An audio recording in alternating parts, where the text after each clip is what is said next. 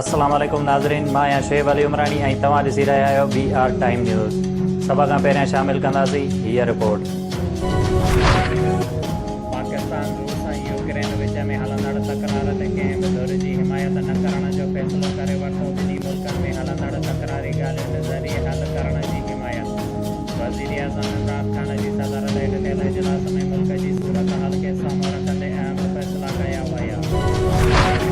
Selected हुकूमत खे ख़तमु करणो पवंदो। इमरान जी वधीकण शुरू थी वई आहे। अवाम जे हक़नि ते धाड़ो हणंदड़नि खे हाणे वधीक बर्दाश्त न कयो वेंदो। कोटकीअ में अवामी मार्च खे ख़िताब कंदे PB चेयरमैन बिलावल भुट्टो ज़रदारी चयो आहे त नए पाकिस्तान जे नाले ते मुल्क में तबाही आंदी वई।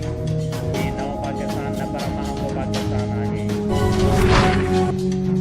नवाबशाह जे ॻोठ संता संघ जे रहवासी मोहम्मद अली गुजर एहतजाज कंदे ताईंदे चयो आहे त 2004 में यासीन आराईअ खां 1,25,000 में जाइ ख़रीद कई हुई, जंहिंखां पोइ यासीन आराईअ मूंखे जाइ जो कब्ज़ो ऐं कागज़ न ॾिनो ऐं मूं ते केस करे छॾियो, जेको केस मां कोर्ट मां कढे वरितो ऐं असांजो फ़ैसिलो बि थियो जेको मुंहिंजे हक़ में थियो। पर हुन बावजूदि बि हू मूंखे जाइ जो कब्ज़ो जाइ लिखत में नाहे ॾेई रहियो ऐं हुन वरी हैदराबाद कोर्ट में असां ते केस दाख़िल करे छॾियो आहे। हुन DC नवाबशाह SSP नवाबशाह ॿियनि बस वारनि खां अपील कई आहे त आउं ग़रीब माण्हू आहियां ऐं यासीन आराई बहादुर माण्हू आहे।